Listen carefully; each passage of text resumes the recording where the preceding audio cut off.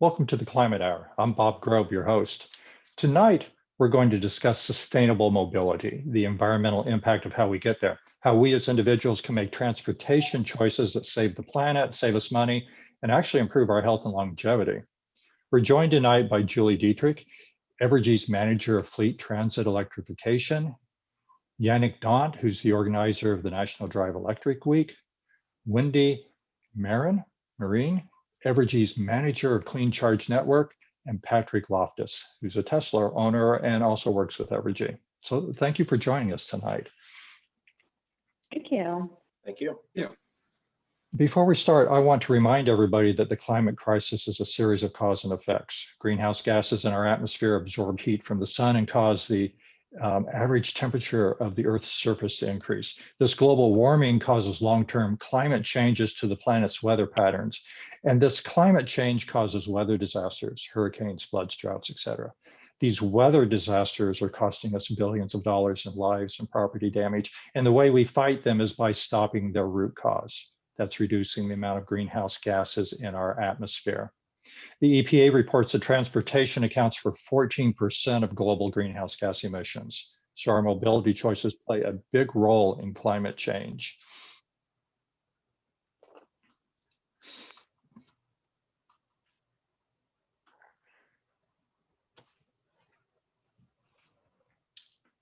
I want to start tonight by talking about active transportation, and that's walking and biking. This is really the all-around best solution for getting there. It has zero greenhouse gas emissions. It actually reduces heart disease, diabetes, and depression, so it's great for our health. And economically, pedestrian and bike lanes are cheaper for communities to build and easier to maintain. And active transportation is free. You don't have to buy gas, you don't need licenses or insurance, and there's no tolls or maintenance costs. Walking, biking is really the best solution for the planet, the best option for our health, and the best choice for our pocketbooks and city budgets. The Federal Highway Administration reports that 20% of all trips are less than 1 mile, and 50% of all trips are less than 3 miles. You know, a mile is an easy walk for most of us, and 3 miles is nothing for a bicycle. So choosing to use active transportation will improve your health while lowering your travel expenses and greenhouse gas emissions by up to 50%. That's a lot. There seem to be a lot of new bike lanes and pedestrian paths opening up in the KC metro area. I know we're mostly here to talk about mass transit and electric vehicles, but would anyone like to comment on active transportation before we move on? How about you, Yannick? You get around, do you bike or walk? I have a bike, and I've been actually looking at, there's so many different electric bicycles options right now that are out there. So I definitely have been thinking about it. I did install a bike rack on an electric car, which it is possible to, you can definitely put a bike rack on an electric car, and a tow hitch that will put that on there. So yeah, we definitely try to do a bit more biking, and that's one of the best solutions is to just bike, and you can use a regular bike, or the e-bikes that are out there now are fantastic. So I'm seeing a lot of new bike trails, at least in the metro area of Kansas City. What about the rest of you? Are you seeing the roads converting to bike trails? Are you seeing more of that? Yeah, at least here in Overland Park, there's quite a bit of bike access, which is nice. Quite a bit in Jackson County also. Yeah, that's great. It seems like the whole metro area is moving into more bike lanes and pedestrian access, because that really is our best solution. And right. But obviously when that's not available, then that's where we get into our electrification and such. Let's move into mass transit. So, buses, streetcars, trains, et cetera. A 2019 study by the ABA Foundation found that a gas bus produces an average of 37 grams of greenhouse gas per passenger mile, whereas a single passenger gas car produces 356 grams of greenhouse gas emissions. That's almost 10 times more personal car versus a bus. And health studies find that commuting by mass transit reduces stress. Since you're not fighting traffic, you can just enjoy the ride and use the commute time for something else. You think about that, a bus holds around 40 passengers, so that's potentially 40 individual cars that are left in the garage. And streetcars can hold 150 passengers or more, so that's a lot of cars that were taken off a road. Plus, as we move to electric buses and streetcars, that's replacing all of those cars with zero emission transportation. So Julie, tell us about Evergy's fleet transit electrification programs and what's happening locally with electric buses. Yeah, so I think that's kind of where my job was created. Evergy implemented a transit rate in what we call our Kansas Central region in 2018. And that spurred a lot of business cases for the transit authorities in Kansas to apply for funding and grants, which has resulted in 3 different agencies being awarded federal money to implement busing projects. We've got Wichita Transit Authority, the city of Lawrence, Kansas, as well as the city of Topeka. I would say the city of Wichita is a little bit further along. They already have a number of buses in service. Unfortunately, with COVID, I think the usability is down right now, but they are ready to go. They're getting really great feedback, not just, you know, for the obvious benefits of going electric, but it's just from a comfortable, quieter ride for the people that ride the bus, as well as a nice drive for the drivers. So the user experience for these buses, we've received a lot of positive feedback on that as well. So because of that, that kind of spurred my role and also spurred our interest in exploring new rates and rebates in all of our jurisdictions for not just the transit sector, but for commercial fleets as well. That's interesting. What kind of, I mean, how many electric buses are we seeing on the streets in the metro area? Well, in the city of Wichita, we have, I believe, 13 buses. I might be a little off on that number. The city of Lawrence is going to get 4. And then the city of Topeka is going to receive 3. This is all going to happen between now and in 2023. The city of Wichita is actually committed to replacing all of their diesel buses with fleet over the next 10 years. And then we also have the KCATA here in Kansas City, who's receiving their buses this month. So they received 2 electric buses as well. Is this, I mean, this first set of buses, is this kind of a test, a pilot for them? And then do they have plans on expanding that fleet? Do you know where they're going to go? Yeah, I do believe that they're very interested in exploring options in this space and reducing emissions. They've got lots of things in the works, like the Kansas City, the streetcar is expanding as well. So they're exploring, you know, several different city fleets are also, you know, considering electrifying their fleets as well. So not just for public transportation, but even for the private fleets. And when you talk about private fleets, that's buses owned by the city for their internal Or use, just, or you're talking more their cars and trucks and those vehicles? Yes. Yeah. Uh-huh. I know. I mean, I think I read that the KCATA, they moved to natural gas buses not too many years ago. And now moving to electric again, is that going to be a challenge financially? Because they do have some fairly new buses on the road. Is it going to take them longer to phase those out because those are so new? I do know that the typical bus life is around 12 years, so I don't see an early retirement of a diesel or a natural gas bus.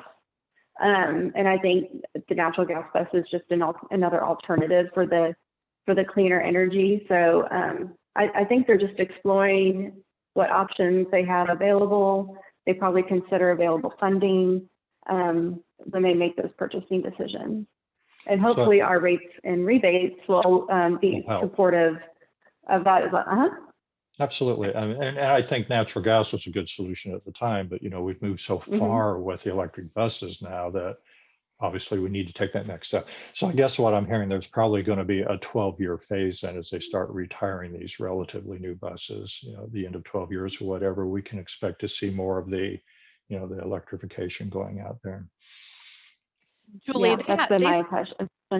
They still have some diesel buses, right? So I would imagine those would be the first that they would eliminate first, correct? Well, it's great to see the city's moving in that direction.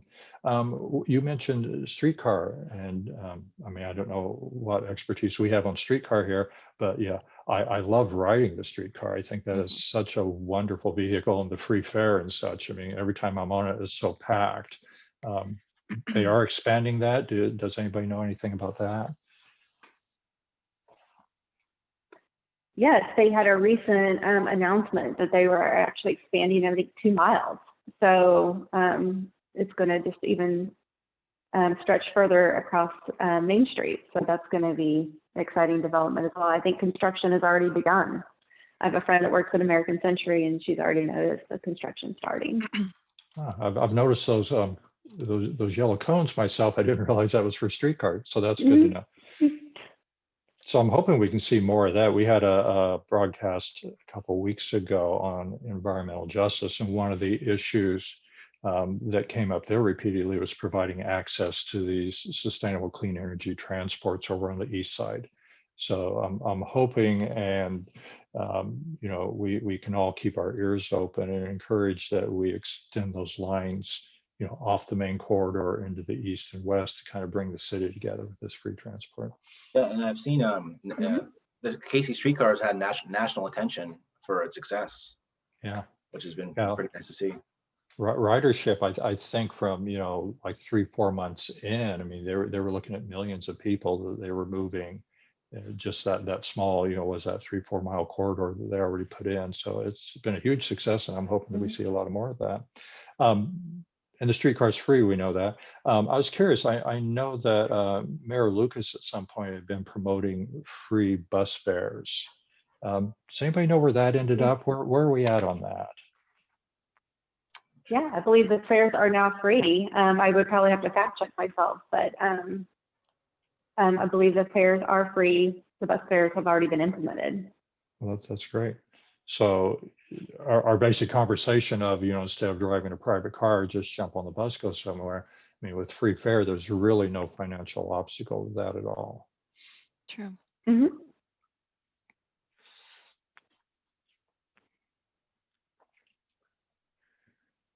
Well, we're talking about buses and trains and such, I mean, mass transit. I wanted to ask about the Missouri Hyperloop Coalition. I don't know if anybody in this group was involved with that, but, you know, there was a push a few years ago by the Missouri Hyperloop to get Virgin Hyperloop One to put that maglev train here between Kansas City and St. Louis. And, you know, that would certainly have been a game changer for the Missouri economy. I know Hyperloop One ended up picking West Virginia for their initial project, but do we know if there's still momentum to get that kind of accelerated transit in the Missouri area? Has anybody heard anything about that? No, I don't have any idea. Yeah, I haven't heard anything lately. So they've kind of gone quiet. I know that the Missouri Hyperloop Coalition, I mean, they still have a web presence and such. So, you know, if anybody's interested in learning more, you can certainly Google that, go online. But, you know, that's another exciting aspect of mass transit electrification. Well, let's move into electric vehicles. I mean, mass transit is a really important element because it's just so much more efficient, whether it's electric or gas. Using mass transit is great for the planet. And as we said, great for stress levels and health and all of that. It just takes so many cars off the road. But, you know, the personal electric vehicle, if you can't walk or bike, if the bus is not convenient, having an electric vehicle in your garage is really a great way to go. It seems that EV technology has come a long ways in recent years. I was reading a study by the Union of Concerned Scientists, and they reported that modern EVs, even when being charged using a coal-fired power plant, so they're using fossil fuel electricity to charge the EV, they still produce 50% less greenhouse gas emissions over their lifetime than a standard gas car. And if you have access to a green tariff, if your EV is being charged with wind or solar energy, you're actually producing 99% less greenhouse gas emissions over your lifetime. It's also important, I think, to mention that the maintenance cost on an EV is much less than a gas car. You know, think about that. There's a lot less parts. You know, there's no muffler or starter, no oil pumps, spark plugs, gaskets, filters, all that stuff that traditionally requires a lot of maintenance in an internal combustion engine. There's just fewer moving parts and all that maintenance goes away. So you spend a lot less driving the EV, not just on fuel, but on maintenance. A 2018 study by the University of Michigan found the average American gas car costs $1,117 per year to operate, and the average EV costs just $485. That's a couple of years old, I guess 3 years old now, so it's probably even a wider spread. That same study found that the average American gas car goes 22 miles on a dollar, whereas the average EV goes 36 miles per dollar. So EVs are not only good for the environment, but they're good for your pocketbook. I think the prices of EVs, haven't they dropped a lot? They're now similar to the price of a comparable gas car, and the charging stations are much more common and driving ranges have increased. It really sounds like electric vehicles are now very competitive with their gas models, and they're cheaper to maintain, and they're just great for the planet. Yeah, there's a lot of misconceptions about electric vehicles when I mean, on the forums and everywhere, even when Evergy posts something on Facebook, I'll have to respond to a lot of people because there's a lot of misconceptions. They always, you know, one of the biggest misconceptions is about the materials, and they talk about cobalt, and actually cobalt is not one of the big factors. One of the big use people who, I mean, it's electronics that use more of the cobalt than the electric vehicles do. There are batteries now that are produced that have technology that don't even use cobalt anymore. So there's a lot of misconceptions there. And there's, I think, an article, I think it was the New York Times that came out with an article that actually showed electric vehicles were better for everything. I mean, environment, in costs wise and everything like that. So that's also, people always think, well, it's cost more money. Well, no, if you keep the car in the long run, it's going to save you more money. And again, it's the same thing. We talk about electric. Well, even a snowblower, I had someone in Iowa that was complaining about his snowblower because it was, you know, and I said, go electric. You won't have to deal with, you know, mixing the oil. You don't have all the fumes in your garage. It doesn't smell up your garage.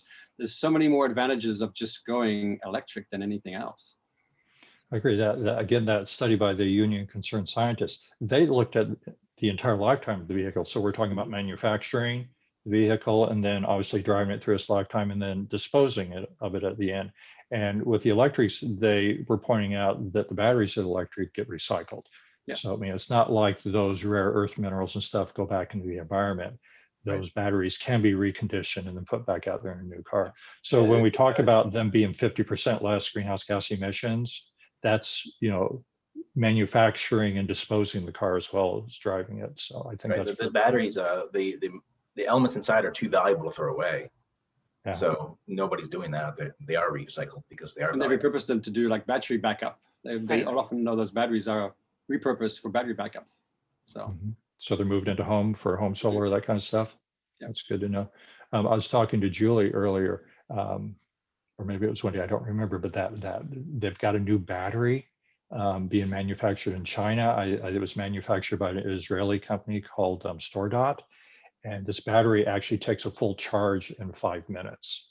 So you think about that and so they're actually, I mean, those are being manufactured right now in China and put in cars. If you think we had that here, you could basically drive into a charging station, you know, a gas station, a charging station, and charge your EV in the same amount of time it would take to fill your gas tank. Wouldn't that be a game changer? Yeah, that definitely would, and not to mention that I think people forget too that most of your charging happens at home or the office. So you know you're looking at the charging for road trips. It's a little bit longer currently, but I get home, I plug my car in every morning. I have a full tank, and you can do the same if your office and has chargers there. So that's just 5 seconds versus your 5 or 10 minutes to fill up your gas tank. So even people who live in apartments. I mean, I was delivering packages the other day to an apartment complex, and there was a Nissan Leaf out there. And so, I mean, when you have enough range, you don't necessarily have to charge every day if you're just doing a short trip. So that's also, you know, people don't think about that, but people who live in an apartment complex can still have an electric car as long as you have that range. You just, you know, charge it once in a while at a public charger, and some public chargers are still free anyway. So you can go charge, get your groceries, and you're all charged up. So yeah, there's a lot of options out there. Yeah. Yep. Seemed like the last time I checked, which was probably 2019, so a couple of years ago now, the Tesla Model 3 had a fuel economy equivalent of 141 miles per gallon, was around 50,000 MSRP, and could go 322 miles on a single charge. The Hyundai Kona, I believe, had a fuel equivalent of 120 miles per gallon, cost around 37K, and a range of 292 miles. And the Chevy Bolt had the equivalent of 188 miles per gallon, cost 36K MSRP, and could go 383 miles on a charge. So that's been a couple of years ago. And you know, this technology just continues to evolve. I'm wondering where we're at now. I mean, what kind of range? I know, Yannick, you're driving a Bolt now, and Patrick has the Tesla. And you know, Wendy, I think you said you were driving a Bolt occasionally. Mm-hmm. What kind of mileage are you seeing on those? I mean, what kind of range and such? Can you tell us about some specifics? Why don't we start with Patrick? Yeah, so I have a 2018 Model 3, and my version, Tesla. yeah, my version is the performance version, so it takes a little bit of less range than some of the other lines. But I'm well over 300, and I think the new ones are 350. So every year they're just increasing a little bit. And of course, that's just like your gas car, that's the ideal range and perfect conditions. So if the weather's really bad or you're driving really fast on the highway, that will tick down. But yeah, that's where we were 2 years ago. And then some of the higher end cars right now are looking at 500 to 600 miles of range. And that's going to slowly trickle down into the less expensive vehicles. I think I was looking at the Tesla Roadster, and they were saying that has a 620 mile range. Yeah, which is yeah. And the battery technology is becoming more efficient. The software, I mean, even the Tesla Model 3 has, over the years with the software, they've improved efficiency.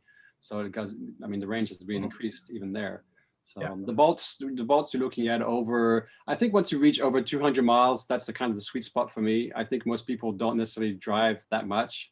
You know, a lot of the questions sometimes is, well, what if we have to do a road trip?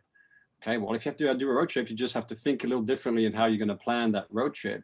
And if for some people, they don't necessarily want to wait to charge, I mean, you could always eventually rent a car at that point. I mean, you don't really necessarily do a road trip every single week or month. So it's definitely doable. So, right. I think there's no question in terms We're of. We're a two-car. Right. I'm sorry. No, that's okay. I was going to say, I think there's no question in terms of commuting, urban transport. I mean, the electric's the way to go. It just, you know, there's no downsides whatsoever. The longer distance, you know, the trips, you know, we as Americans love to get on the highway and go. Right. That's where we're facing the challenges, but it does seem like we're overcoming those challenges, you know, ranges in the 300 to 600 miles. I mean, most people aren't going to drive more than that in a day anyway. So, you know, stopping at a hotel, stopping at a charging station someplace makes sense. And the new battery technology that, you know, I say in China now, they can fill up their battery in 5 minutes. You know, we get that here in America. And, you know, I think we were talking earlier about the new bus technology that can go over 1,100 miles on a single battery charge. So we're really overcoming that range restriction.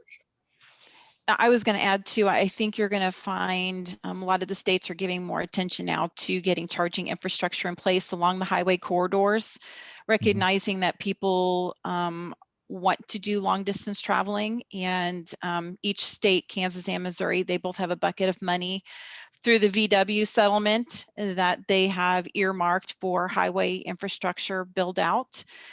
So we will see that in the coming year or two. Missouri is ahead of Kansas. I think by the end of 2021, you should see some significant additions of fast chargers along the I-70 and other primary corridors in Missouri. Kansas, maybe another year or two, but we are making great strides in getting that infrastructure in place. So Wendy, I mean, you manage Evergy's charging stations, right? How Yes. big is your network? I mean, just kind of some big numbers. Area you're covering, how many charging stations does Evergy have out there? So we're at about 1,100 charging stations now, and we cover our entire service territory in both Missouri and Kansas. With the merger in 2018 with Westar Energy, we now expand across the state of Kansas, you know, past Topeka and down south to Wichita. That's why Julie's so familiar with all those mass transit organizations. And we're going to continue to expand that network, primarily focused on the Kansas Central market. We've done a pretty good build out here in the Missouri metro area. I'm going to put a little bit more attention into that Kansas Central, Topeka, Wichita area, as well as some focus on highway corridors, secondary, tertiary corridors where other third-party vendors may not find them as profitable for their business cases. We want to make sure we fill in those gaps so we can get our customers in our service territory able to adopt those electric vehicles and get where they want to go. How many, I mean, obviously the highways, corridors, do you also have charging stations just kind of randomly placed around town? How We do you do. select where those go? You know, I think initially in the first 5 years of the program rollout, we were very targeted in ensuring that we were very diverse in our rollout. We wanted to make sure we had some in retail locations, schools, hospitality, hospitals, rural, urban, metros. So we sprinkled them across the board in our initial rollout. The next 5 years, the focus in Kansas Central, we're going to take some of our lessons learned, be a little bit more strategic in the deployment of those charging stations, focusing on longer dwell locations such as workplaces for those multifamily customers that don't have access to charging in their own personal garages, as well as getting people to enable to travel longer distances along the highway corridors. Julie alluded to some rebates. We are in the process of proposing to both the Missouri and Kansas commissions some rebates for both residential and commercial customers to also install charging infrastructure. So we're not going to do it all by ourselves in this next go round, but we want to ensure that everybody has access to charging where they need to have access. Patrick, you mentioned you're charging at home. Do you have a dedicated charger, or are you using like, I hear a lot of EV users are actually just plugging into their dryer outlets, their 220s? Yeah, so I did that for a bit. I actually had basically it's an RV outlet installed in my garage. It was pretty cheap. And I just have a cord that comes with the car that just plugs right in, and then it handles it. So like I said, every morning, full tank, the car's warm, you know, it's great. Yeah. Does the, so you're kind of that 220 dryer outlet, which is, you know, we all kind of have those in the home already. Are there faster chargers you can put in your home? I mean, is there? Yeah, so it varies. So your basic dryer outlet is about 30 amps. You know, the RV outlet's 50. So you start to see a little more speed increases. If you install a dedicated, at least in the Tesla example, a dedicated charger will be another level up from that speed wise. But even the slowest one, I mean, you know, you're looking at a full charge overnight, you know, 8 to 12 hours, it's going to be full regardless. So there's not a whole lot of benefit, you know, depending on what your use is. The level 2 is about 25 miles per hour of charging on a level 2 charger. So I was going to say, you can cut your time of charging in half or more than half by upgrading to that dryer outlet, RV outlet, as Patrick said. And we also have studies that show it's actually more efficient for you to charge with a level 2 outlet versus just plugging into your standard outlet in your garage. So what does, just some ballpark prices, what would a level 2 outlet in your home run? It's going to depend on your where your box is.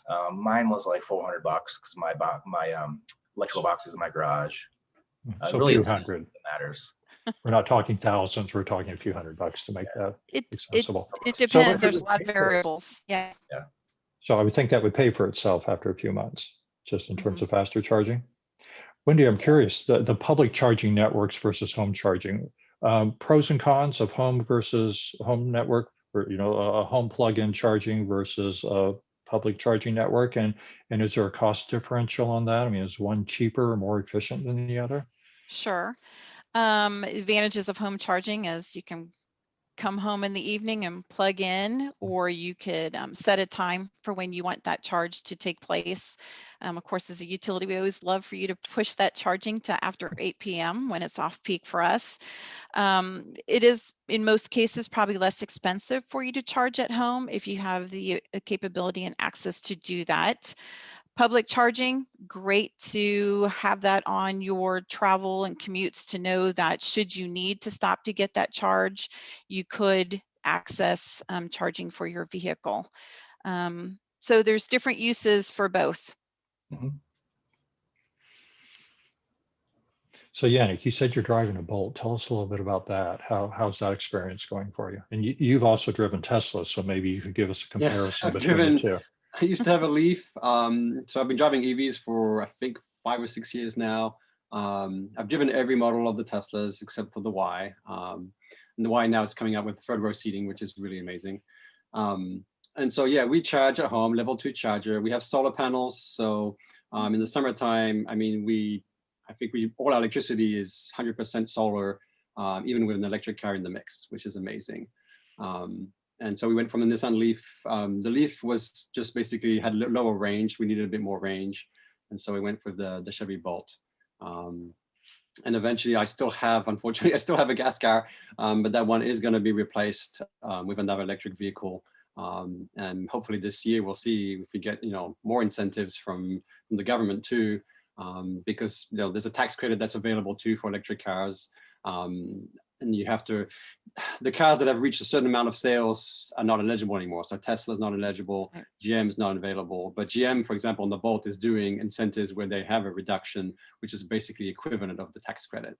Volkswagen's coming along, Volkswagen will have the tax credit. The Mustang Mach-E is coming out, will have the tax credit. So all those cars that are coming out this year will have those tax credits. So really attractive prices on all those vehicles, and more choices this year too, which is nice. Mm-hmm.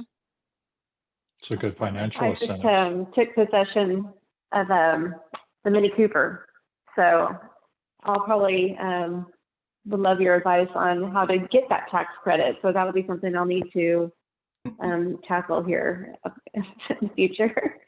Yeah, The Mini Cooper is super fun to drive. The range is only around 100 miles, but it is a second car. I'm not taking it cross country.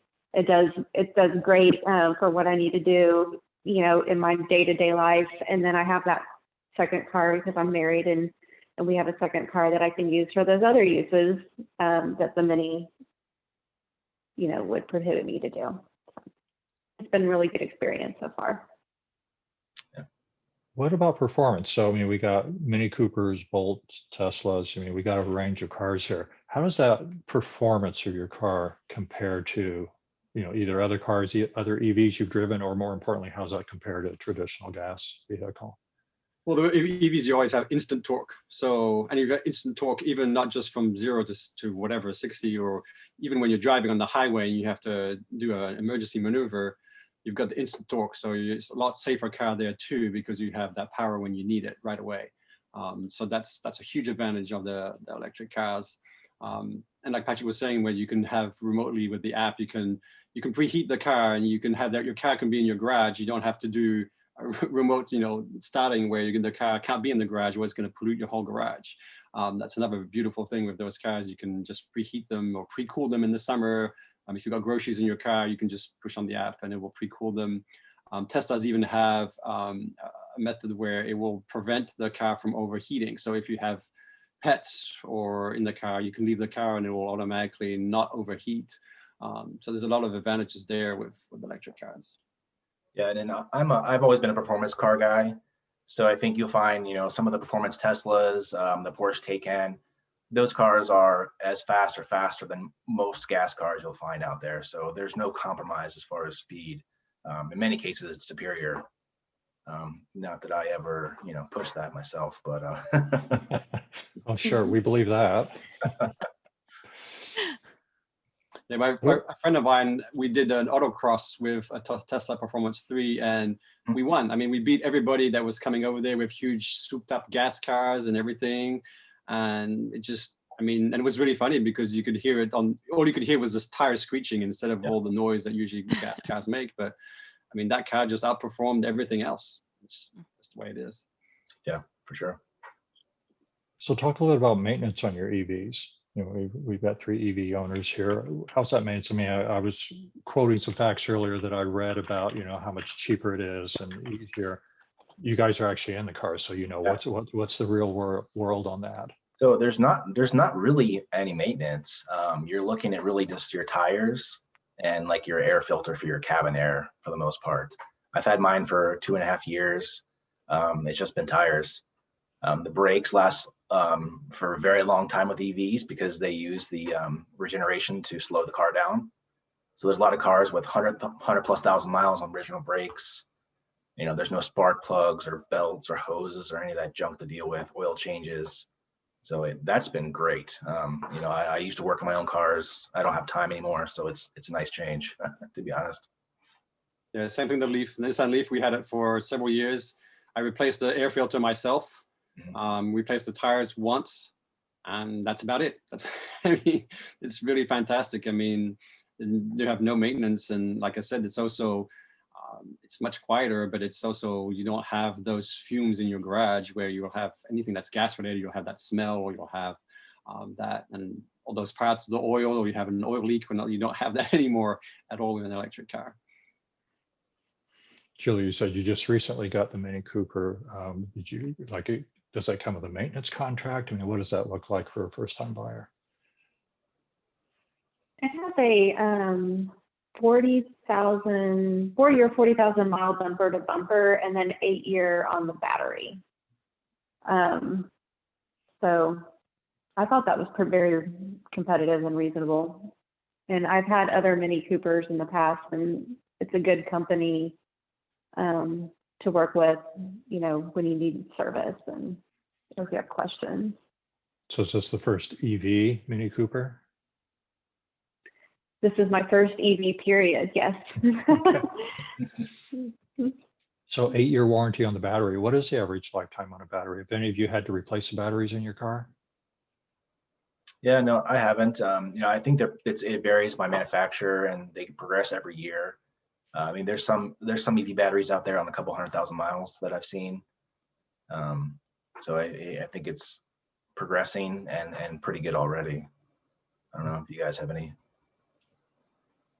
Yeah, I mean, some will degrade. I mean, there's certain degradation on batteries, just like on your cell phone. Of course, it doesn't degrade as fast as your cell phone, but different manufacturers have different ways of how they do that.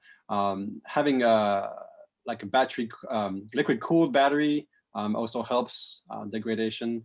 And there's been discussions too, like a car having like a heat pump in the wintertime, where that will change drastically. Like the Model 3 has been updated now with a heat pump.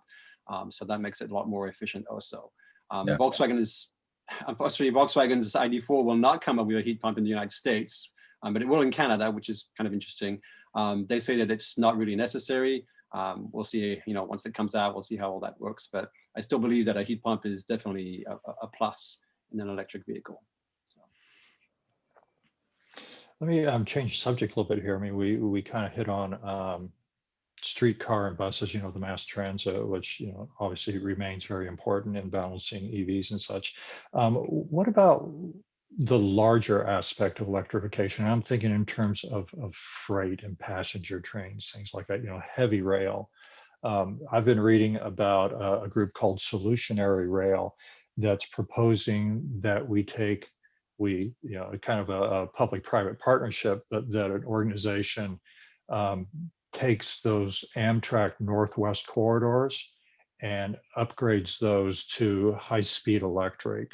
So, you know, freight and passengers, you know, bullet trains, whatever. You know, we see it in Asia, Europe. We see a lot of trains doing, you know, 300 plus miles per hour. And we kind of touched on that maglev, that Virgin Hyperloop 1 thing that we were hoping to get here in Missouri for a while. But the idea of taking that nationwide. But this project is looking at the existing corridors and saying, you know, let's upgrade those, let's electrify those, let's, you know, do high-end trains like Europe and Asia is doing. But the other aspect of that really impressed me is that they want to use the electrified rails to transport renewable energy from the Northwest into the high population areas of the Midwest and further east. I mean, to me, that's kind of like a magic bullet to think that we can have high-speed rail and also the electric grid upgrade we need to move renewable energy around. So, you know, very much a win-win. Has anybody heard anything about that, or has ideas or opinions about where that could lead in the future? Yeah, I haven't been up on that. You know, I think we'll see a variety of solutions. There's several companies that are working on electric semis, and so I think you're going to see that. You're going to see electric trains. You know, the market is so big. No one solution, no one company is going to be able to service it. So it'll probably be a hodgepodge, for a while until we get there.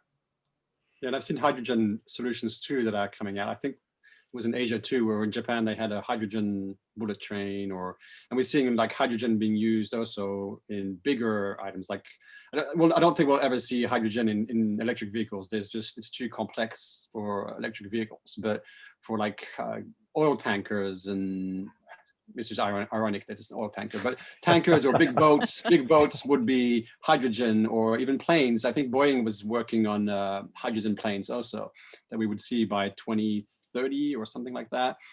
So that's another solution there. Hydrogen is an option for bigger items, basically.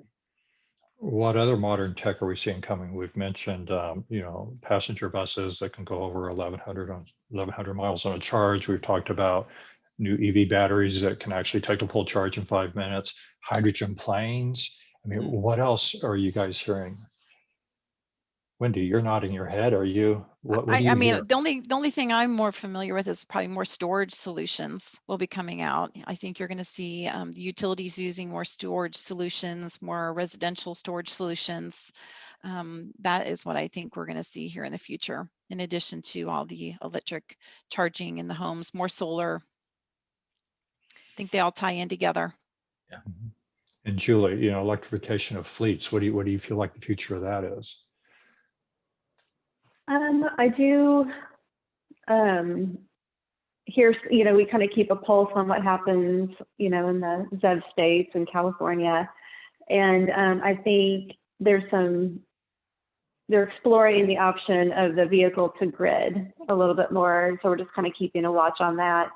I mean, if you think about a fleet of school buses that sits all summer, that's a field of batteries or storage. So like, what are the options and applications that you can use with that? And even for residential people, I mean, so if I have a car, I get home at 6, let the grid pull my battery down a little bit for that peak period, and then you can fill it back up at a lower rate, help the grid, maybe save some money. That's great, win-win. Let's talk about that a little bit more. You use the phrase fleet to grid, which I'm personally not familiar with that. So you're actually talking about using your EVs, whether it's a fleet EV or a personal EV, as a storage device for perhaps your solar home or something like that. Yeah. Is that correct? Right. Yep. 2 ways in using the batteries with the vehicle for other applications and managed usage. So when you're not out driving, the car in your garage actually acts as storage for your home solar. Yeah, for your home, for the grid, the entire grid. So you could be putting electricity back to the grid, as demand goes up and down.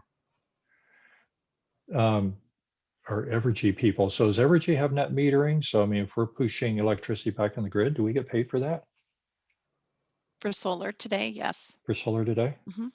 That's And Independence Power Light does the same thing. They solar goes back, we get money back from that. But unfortunately, Independence Power Light does not have net metering yet. I would love to see that, where you could charge at a lower rate. But do we? And how does like rooftop solar, community solar pull into this?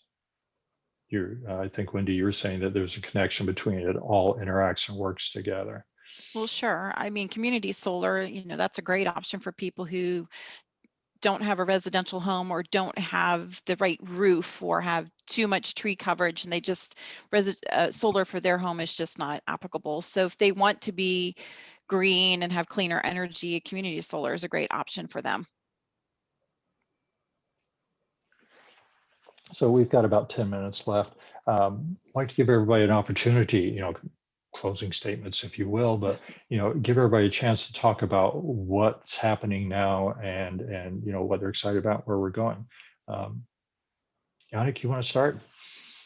Yeah, I mean, for people who are thinking about an EV, I think it's definitely something worth looking into. I mean, like I said, there's so many advantages, less maintenance. It's also, a lot of people think about maintenance and money, but it's also a much quieter ride. If you think about it, they've done studies too where it's less stress, because when you're doing a road trip and you don't have all that sound that a regular gas car makes. But yeah, if anybody has any questions, We do have events that go around throughout the year that you can attend. National Drive Electric Weeks in September. There's an Earth Day event usually around March or April. The Tesla group also has events that happen. And then, yeah, if you've got any questions, I mean, people can always email me. And there's also two really good Facebook groups that are available. But we're the EV group community is really good at answering questions that people have about getting into an EV. So definitely invite people to reach out. You mentioned EV groups. Are there a lot of owner groups or support groups for EVs here in the metro area? There's a Kansas City Facebook EV group for all EVs that's available. And then there's another one that's specifically, I know for Tesla, there's one that's, you don't have to be a Tesla owner. You can just also still join that one. And then of course, there's other groups that are more generalized for specific cars. I know it was, specifically for all models, but I don't know if there's any for specifically Kansas City. But like there's a Bolt group, there's a Tesla group, those groups are all on Facebook. But the local EV scene, yeah, we definitely have one available. You mentioned National Drive Electric Week. When you hold those events, how many EVs do you have? What kind of EVs come to those? We usually get I try to get a whole bunch of different EVs from all different manufacturers. I try to reach out to manufacturers to display certain cars so people can reach them out. The advantage of those events is you're actually talking to actual customers about their cars. You're not dealing with a dealership. Some people don't like going to a dealership and dealing with salespeople. Those events are nice because you can reach out and ask the questions you want to actual owners. Some owners are actually very nice. They'll let you actually drive the car. So you have that too. And yeah, we just get a whole bunch of people that come to those events, and we've had people before that come and then we see them in the next few weeks or months buy an electric car. So it's nice. It's very nice. Wendy. Yes. So Julie and I are here talking about transportation electrification, but we're part of a team that's just focused on electrification as a whole. We have a vision to unlock the value of electrification through innovative initiatives. We believe that there's quite a bit of benefit. We've talked about air quality benefits as well as increased usage of electrification in a beneficial way, which we talked about off-peak hours when we have excess capacity is a benefit to all of our customers because it enables us to drive rates down for everybody. So we're just going to continue to focus on new innovative initiatives for transportation electrification on road, as well as others on our team are looking at building electrification and off-road applications, just trying to bring programs and products to our customers that they want and need. Julie? Yeah, just really, Wendy said it well. We have an entire team of people. So if people have questions that are utility focused, and if there's unknowns there, you can definitely reach out to me or Wendy, and we would be happy to get you connected with the right person. And not just for electrification, if you're interested in other sustainable offerings that Evergy offers as well. Patrick? Yeah, I'd say that EVs have come a long way. So if you have some preconceptions, maybe you'll look into it further, talk to some owners. They're definitely no longer a compromise. And I think generally with new technology, people tend to forget the hassles of what they're doing currently and just focus on the cons of the new technology. But I think if you really measure things equally, you'll be very surprised. That's cool. So let me summarize our talk this evening. We talked about active transportation, which is walking, biking. Passive transportation is where you're letting something else move you, which is great. But active transportation and the growth of bike trails and paths throughout the whole metro area. So that's a growing thing. And the Federal Highway Administration pointing out that 20% of all of our trips are under a mile, 50% of all of our trips are under 3 miles. If you can walk and bike those, it's great for your health, it's great for the environment, it's great for your pocketbook. Probably the next step up there in terms of saving the planet is our mass transit. There we're talking our buses and our streetcars. And, we've come a long ways in the metro area. We're seeing the electric buses. Julie, you're talking about fleets in Wichita and Topeka and how we're starting to phase the electrics into the metro area here. An electric vehicle and basically zero greenhouse gas emissions, 99% reduction, whatever, plus getting all of those potentially gas cars off the road, a bus replacing 40 individual gas cars, a streetcar replacing 150 individual cars. If we can't walk or bike and we have the choice to hop on a nice bus to get where we're going, or if we've got access to the streetcar or the expanded streetcar line that's going to be down to UMKC in a year or two, hopping on that to go downtown, it's great for the environment, improves your health because you're not stressing out in rush hour. You just get to sit there and read or enjoy the commute. Those are also really good things. And then when we do need to commute personally and it's too far to walk or training, whatever, the EV cars. And this group has a lot of great experience with EVs, and I think we've learned a lot. The fact that the ranges have improved. I mean, if you're going anywhere in the city, an EV is going to get you there with no problem at all. And even if you're taking a road trip, with the charging networks and stuff, those are becoming much, much more feasible. I mean, it's great to hear that the maintenance on the EV is practically nothing. I was really surprised to hear, how little that's costing. Having drive internal combustion engines for most of my life, you spend a lot of time tuning those things and keeping them in shape. And what I'm hearing is you just don't do that with the EV. You change the tires, maybe change the air filter, and the thing just keeps on cranking. And batteries lasting 8 years longer, 200,000 miles on a battery. And then the fact that battery, those precious metals, that doesn't end up in a landfill, that totally gets recycled into something else.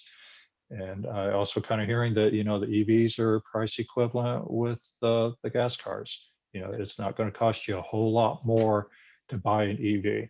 So, I mean, really seeing no downsides to any of that. So that's all just really great news. And I think I'll go out and buy an EV. Great. So if people wanted to reach out to you or talk more to you, I mean, if you want to share an email or a website, whatever, just places for people to go and get more information. Patrick, how would people do that? Probably easiest for me is the reach out to me on the Kansas City Tesla Enthusiast website. And what is that URL? Do you know? I'd have to double check, but if you Google that, it'll come right up on the first option. Perfect. Yannick? I think the easiest way is just to reach me by email. It's just my first name, YANIK @mac.com. Just people can reach out by email. I'm always there to answer any questions people have. So that's great. Wendy, what's the best place to reach Evergy for this kind of electrification stuff? Sure. If they wanted to reach out to me directly, it's my first and last name, wendy.marine@evergy.com, or you can go to our website, the Clean Charge Network. There's a link that you can post questions that will come to me as well, or just use it as an opportunity to learn more about electric vehicles and our charging network in our service territory. And Julie, what about fleet electrification? Where can we learn more about that? You can email me directly, same as Wendy, julie.dietrich@evergy.com.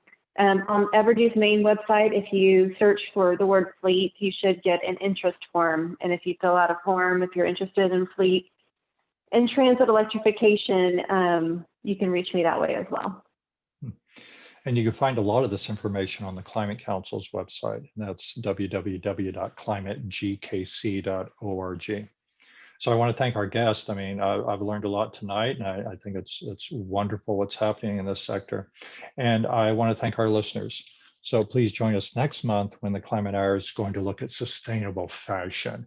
The EPA points out that the industrial sector is the fourth largest emitter of greenhouse gases, and fashion accounts for over 50% of all industrial greenhouse gases globally. That's kind of a shock to me, but we're going to learn about how our fashion choices have a huge impact on industrial greenhouse gas emissions. So that's next month. Please join us then. I'm your host, Bob Grove.